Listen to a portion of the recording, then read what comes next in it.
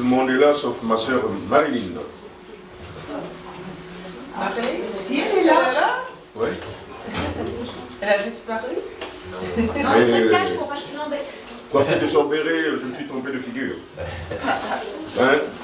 Ma sœur Marilyn. Ah bon? Lionel, conduis-nous dans la sainteté du Seigneur afin qu'il bénisse le moment que nous allons à partager ensemble. Père Céleste, nous te remercions encore une fois pour ta grâce, pour tout ce que tu nous fais, Seigneur. Merci, Seigneur, parce que tu es toujours présent, mon Seigneur. Et à présent, Seigneur, nous voulons étudier, nous voulons apprendre, nous voulons écouter, Seigneur. Parle-nous, Seigneur, avec notre frère en toi, Seigneur. Et que, Seigneur, nous ne voyons pas en toi, mais c'est toi qui nous parles, Seigneur. Parce que nous avons foi en toi, que, Seigneur, ces paroles vont nous transformer, que nous serons de bons fidèles. Merci à toi, au nom de Jésus, nous avons prié. Amen. Amen.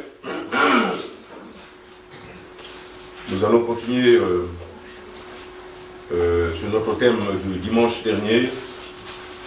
On va l'épuiser, je l'espère, aujourd'hui. Et sur le baptême. Et il se trouve que cet après-midi, à 16h, nous avons un baptême. Amen. C'est la mise en pratique de l'étude d'Antoine. C'est ce qu'on va voir. C'est ce qu'on va voir cet après-midi. Si effectivement notre sœur Priscilla a saisi les moments que nous passons ensemble ici, à décortiquer ce que c'est que le baptême. Ma sœur Priscilla, qu'est-ce que c'est que le baptême? Alors, j'ai bien appris, je pense, presque par cœur, bizarrement, je ne sais pas. Avec Lens, j'ai bien compris que c'était un acte d'obéissance. Oui. Et un acte d'identification. Oui. 10 sur 10.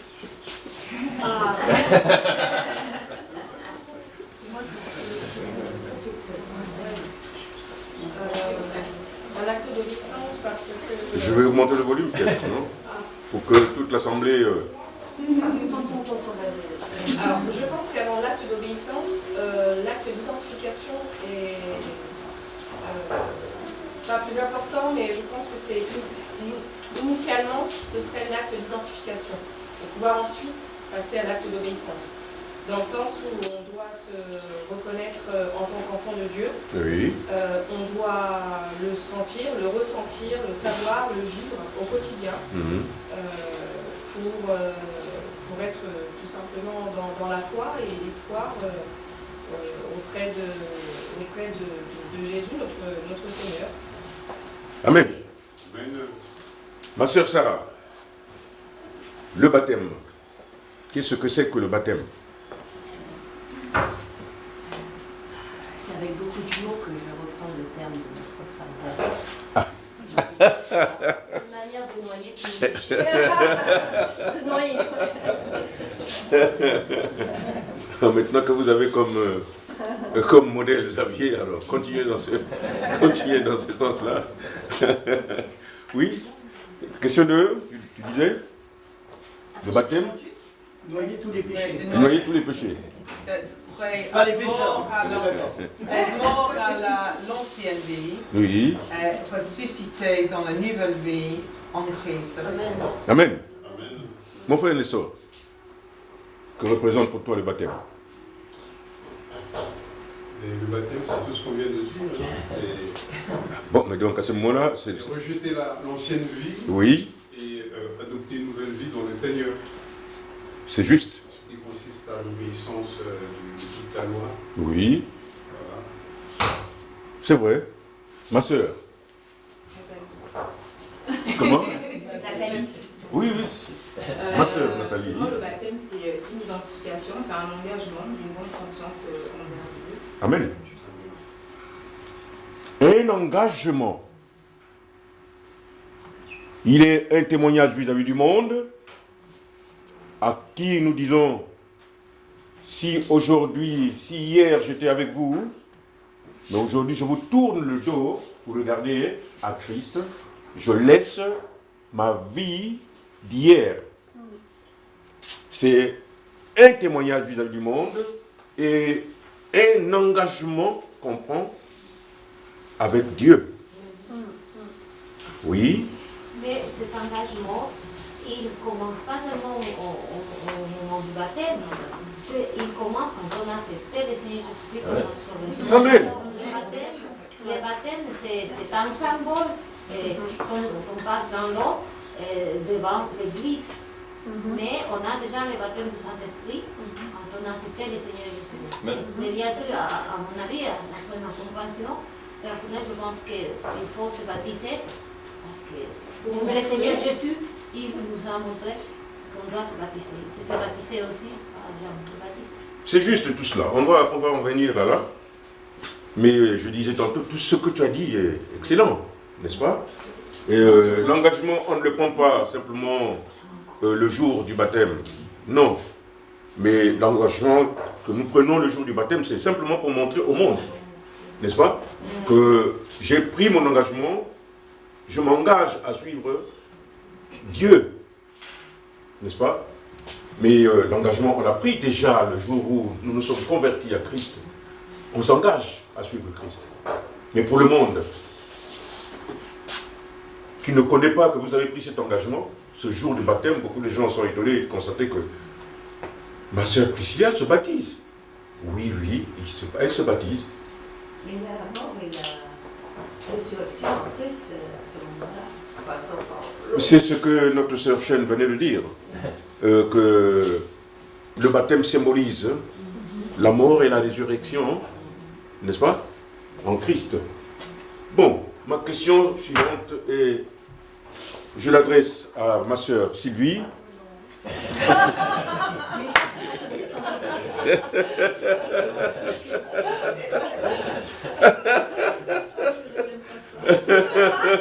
Aujourd'hui, tu dois l'aimer. Ma sœur Sylvie. Est-ce que Christ s'est fait baptiser?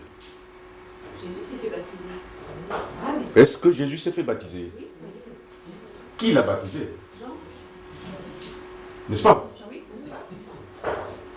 Est-ce que Jésus était obligé de se baptiser, de se faire baptiser? Non. Non, mais je pense que pour lui, c'était important qu'il le fasse pour les autres, justement. Amen. Amen. Oui. Oui. Amen. C'était aussi... Qu'il a la même idée. Ok. Oui. C'était un moment, le baptême de Jésus. Donc il n'avait fait pas de péché. Donc dans ce sens, il n'avait pas besoin de se faire baptiser. Mais c'est le moment où on avait l'esprit, on a le colombe, l'Esprit Saint, et on a la voix du Père. Ça montre la Trinité. Donc c'est très très visible. Et je pense que le baptême c'est très visible aux chrétiens et aux non-chrétiens. C'est quelque chose de visible, mais on doit aussi penser à cette Trinité dans chaque baptême, que le baptême du Saint-Esprit, on veut que chaque personne qui est baptisée dans l'eau aussi baptisée dans le Saint-Esprit. Mais le baptême d'eau est le fruit et le produit de ce que le baptême de l'Esprit a produit en nous. C'est aussi simple que ça. Donc, le baptême, Christ n'était pas obligé de se faire baptiser parce que lui, il est sans péché. Mais ce qu'il a fait, c'est pour nous montrer la voie. N'est-ce pas? Et si quelqu'un, l'homme de la rue, vous pose la question de savoir quelle est la différence qu'il y a entre le baptême de Jésus et le baptême de Jean, quelle est la réponse que vous serez tenté à lui apporter? Parce que Jésus est sans péché. Est-ce qu'il était obligé de se faire baptiser? Non. On a dit aussi, comme nous l'a suggéré notre sœur, qu'il fallait qu'il le fasse pour montrer la voie. N'est-ce pas? Et quelle est la différence entre ces deux baptêmes? Le baptême administré par Jean et celui auquel Jésus s'est fait soumettre. Oui. Le baptême de Jésus, c'est pour aussi préparer sa crucifixion. C'est aussi le symbole qui va annoncer sa mort pour les péchés et sa résurrection? On peut tenter de l'expliquer dans ce sens. Mais le vrai sens du baptême de Christ, c'est de montrer la voie. Alors que le baptême de Jean, c'est le baptême de la repentance. N'est-ce pas? Le baptême de Jean, c'est le baptême de la repentance. Est-ce que vous parlez de quand Jésus lui-même se fait baptiser, ou est-ce que tu parles de quand il a dit, Jean le Baptiste dit, mais Jésus va lui baptiser avec le feu? Vous parlez de quel? Tu parles vraiment du vrai baptême de Jésus Oui, je parle. contre le baptême normal que Jean faisait. Voilà. C'est ça la différence.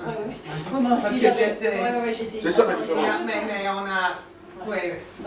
C'est pourquoi chaque fois Jean disait, repentez-vous. Repentez-vous. Repentez-vous. Or, Jésus n'avait pas besoin de... Non, il n'avait pas. C'est ça la différence. Le baptême de Christ, c'est le baptême comme signe pour nous. La voie à suivre. Et donc, le baptême, effectivement, représente aussi la mort et la résurrection en Christ. C'est ce qu'on avait dit. De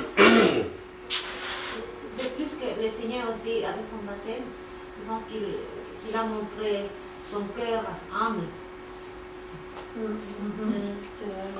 Ouais, il aurait pu se dire... c'est le Fils de Dieu, mais il nous a montré parce qu'il est doux et humble de cœur. Il nous a montré la voie. Il nous a montré la voie. Son humilité. C'est ce que nous devons faire, nous tous. Quelle est la condition pour se faire baptiser? Il n'y a qu'une seule condition. Oui. Les gens disent quoi? C'est repentir. N'est-ce pas? La repentance. Vous ne pouvez pas aller passer sous les eaux du baptême pendant que vous êtes chargé de vos péchés. Hein? C'est pas possible. On ne peut pas baptiser à n'importe quel âge. Ok. À n'importe quel âge. N'est-ce pas? N'est-ce pas? Ou même, il y en a qui ont 18 ans. Bien sûr, bien sûr. La dernière fois, il y en a qui ont 18 ans, mais n'ont pas cet esprit de repentance et Et je vous ai dit aussi dernièrement comme quoi les enfants n'ont pas réellement la conscience du péché.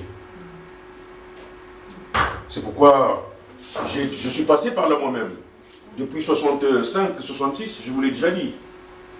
Mais j'ai pris conscience en 2004. Vous voyez? Entre-temps, je me disais, oui, bon, ben, j'ai accepté le Seigneur. J'étais gosse. J'ai accepté le Seigneur. Mais est-ce que l'acte que j'avais posé, j'avais pris conscience de cet acte? C'est en 2004 que j'ai saisi la portée de l'acte de la conversion. Parce qu'il y a une grande différence entre être converti et être convaincu. C'est deux choses différentes. Oui. Tu es en train de dire que par exemple un enfant de 10 ans ne peut pas se faire baptiser? Je ne suis pas en train de dire ça. Mais je suis en train de dire ceci. Qu'un enfant de 10 ans, est-ce qu'il est conscient réellement de ses péchés? Moi, je pense qu'un enfant à 10 ans, ou même plus jeune, 8 ans, sait ce que c'est qu'un péché. Oui. Il ne sait pas qu'il peut se repentir. Oui, mais ça n'empêche qu'il peut se repentir d'un instant et en prendre conscience réellement. Je pense. C'est pas. Enfin, c'est discutable. Mais de mon humble avis, il n'y a pas meilleure façon d'aller sous les eaux du baptême qu'après s'être repenti et sincèrement de ses péchés. Sincèrement. Parce que, qu'est-ce qui se passe? Les enfants, bon, souvent, puisque les parents vont à l'église, les enfants aussi vont à l'église. Et comment? N'est-ce pas? Ce n'est pas par compréhension. N'est-ce pas? Ce n'est pas par compréhension souvent. Ce n'est qu'après que l'enfant... J'ai suivi quand même J'ai suivi le bon témoignage de notre sœur Alia, ici. Qu'elle a saisi la portée de ce qu'elle faisait quand elle s'est retrouvée au camp. Oui. Oui, je pense que c'est très, très difficile de ne pas être légaliste. Donc, je connais des enfants qui viennent à l'église sans parents, parce que c'est l'enfant et les enfants qui invitent les parents éventuellement venir au Seigneur. Donc, on doit penser avec beaucoup de prières, avec chaque personne, est-ce que cette personne vraiment comprend la relation avec Jésus. Et aussi, je pense qu'avec Jésus, ce qu'il a fait, c'était très public. Et le baptême, c'est quelque chose de très public. Et souvent, les musulmans sont persécutés après le baptême, c'est public. Et donc, si quelqu'un se fait baptiser, et comme un enfant, c'est notre responsabilité comme une église, pas seulement les parents. Et chaque personne qui se fait baptiser, chaque jeune chrétien, c'est notre responsabilité de faire sûr qu'on les guide, on les encourage. Que dit, mais tu te fais baptiser, pourquoi tu fais comme ça? Tu vois, Jésus veut on suive son chemin. Donc je pense que ce n'est pas une question de baptême, mais après on la laisse de côté. C'est quelque chose de public, mais on doit travailler avec. Mais je connais des enfants qui sont prêts, beaucoup d'enfants qui ne sont pas prêts. Mais tout comme les adultes. Exact. Tout comme les adultes, il y a des adultes qui sont prêts et puis d'autres qui ne sont pas encore prêts. C'est tout à fait normal, oui. J'ajouterais que d'une culture à une autre aussi, la maturité des enfants n'est pas la même aussi. Ça peut changer aussi. C'est vrai. En fonction de l'éducation aussi reçue. La personnalité, justement. Oui. En fonction de la personnalité. C'est vrai. Tu as des enfants qui sont très mûrs à 10 ans et, bien sûr, et à 14 ans, ils ne sont pas du tout mûrs. Bien sûr. Ah bon? Ils sont trop mûrs, ils sont trop mûrs. Il y en a qui le sont jamais.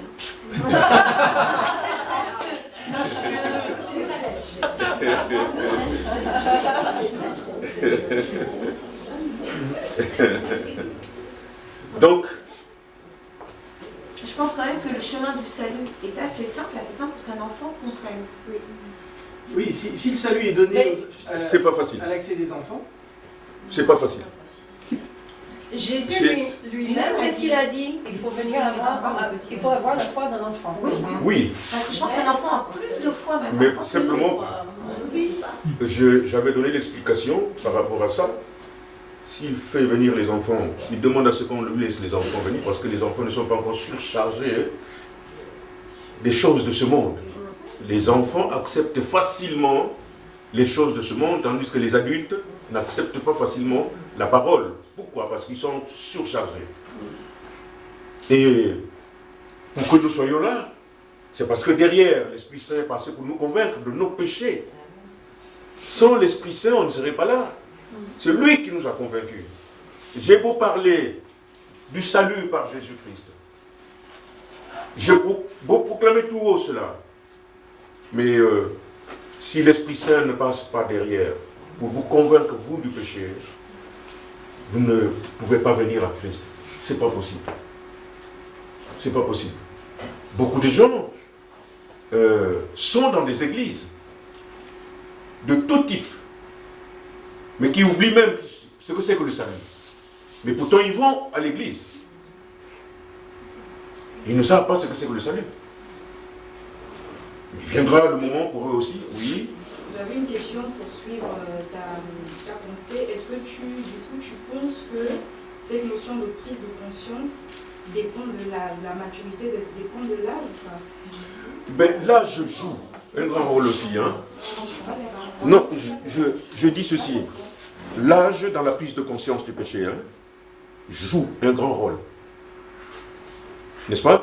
Vous pouvez parler du péché à un gamin de 5 ans, à un enfant de 10 ans, à un enfant de 15 ans. Est-ce qu'il a réellement la conscience? C'est vrai. Automatiquement, il peut dire oui, c'est un péché. N'est-ce pas? Mais tout comme les adultes, beaucoup d'adultes ne savent pas qu'ils commettent des péchés. Ils pensent que tout leur comportement est normal. Alors qu'il n'est pas normal. Nous sommes tous passés par eux, c'est-à-dire que par cette expérience, à savoir qu'une fois lorsque nous avons été convaincus de nos péchés et que nous sommes venus à Christ, en regardant dans le rétroviseur, nous voyons, ah bon, c'est ce que je faisais moi. Et oui, c'est ce que nous faisions. Mais beaucoup pensent que, j'ai toujours cité un exemple avec mon pasteur. Là où il y a deux personnes qui sont debout, vous verrez quelqu'un passer, il ne va pas éviter les autres, qu'est-ce qu'il va faire? Il va chercher à passer au milieu d'eux pour montrer qu'il est fort, ou bien qu'il est courageux. N'est-ce pas? Pour lui, c'est un acte de courage. Mais pour un chrétien, il va te dire, pourquoi tu fais ça? Est-ce que tu ne peux pas passer sur le côté afin de ne pas gêner les autres? Ça, c'est le chrétien. Parce qu'il sait que bousculer les autres n'est pas bon. N'est-ce pas? Voler n'est pas bon. Tuer n'est pas bon.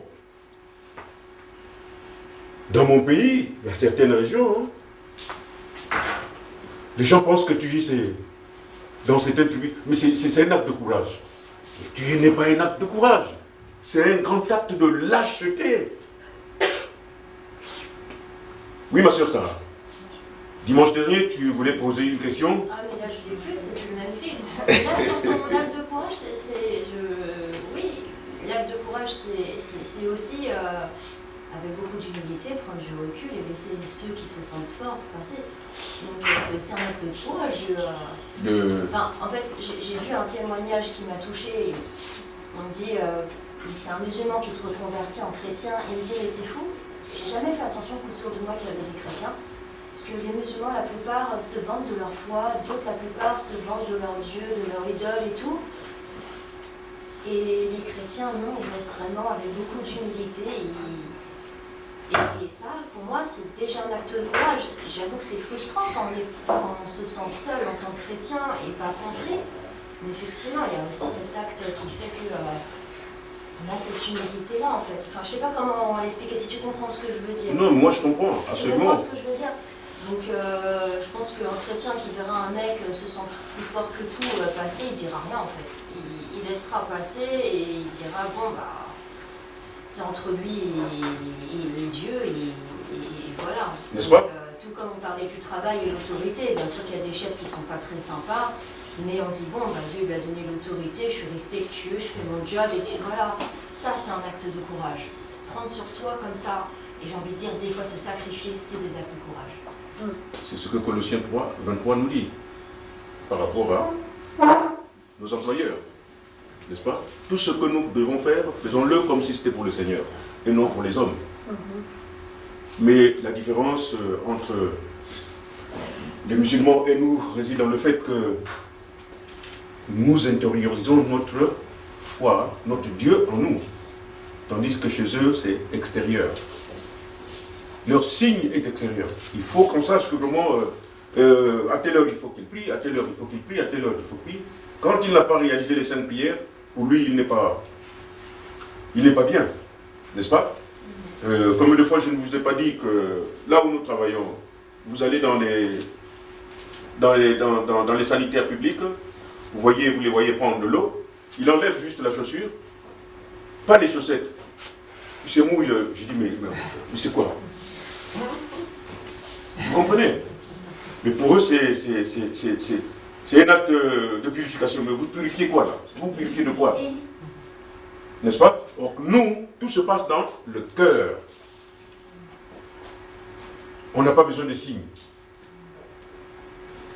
Pasteur, tu voulais ajouter quelque chose? J'ai toujours aimé la notion que le baptême ne purifie pas, mais l'imagerie est magnifique.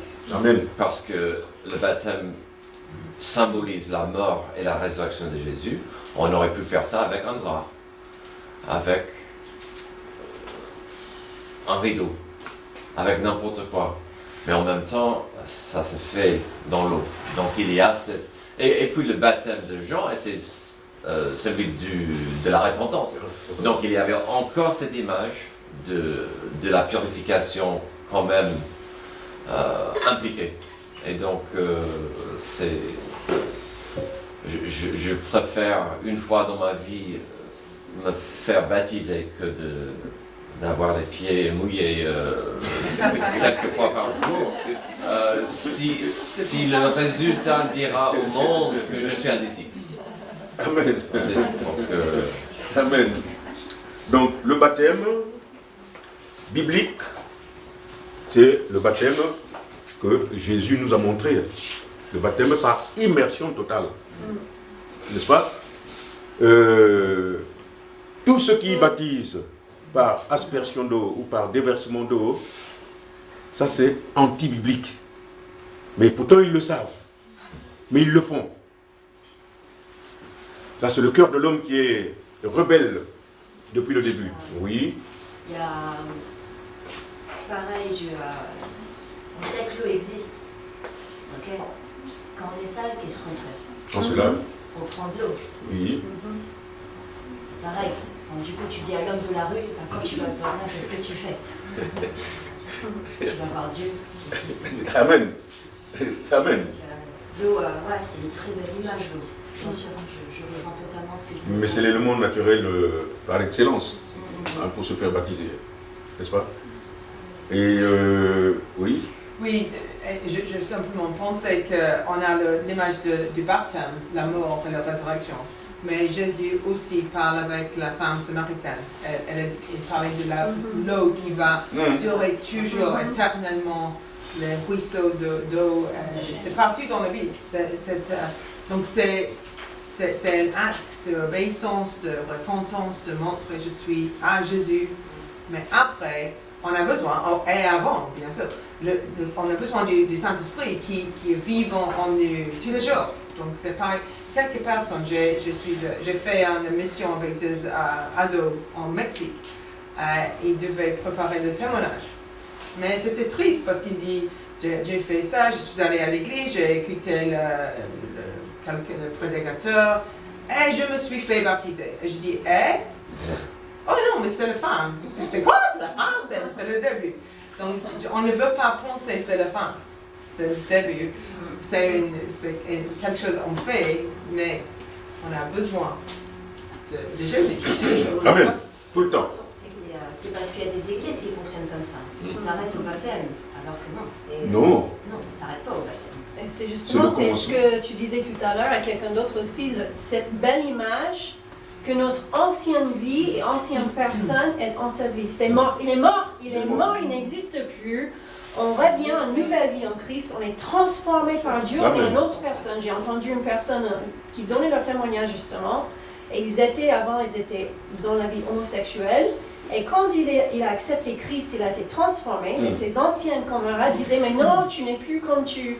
En fait, tu n'es pas tes vrais mêmes, tu n'es pas vrai, tu es comme ça. Il a dit, mais non, mais vous comprenez pas, en fait, cette personne-là, il est mort, il n'existe plus. Amen. Je suis une nouvelle personne en Jésus. Amen.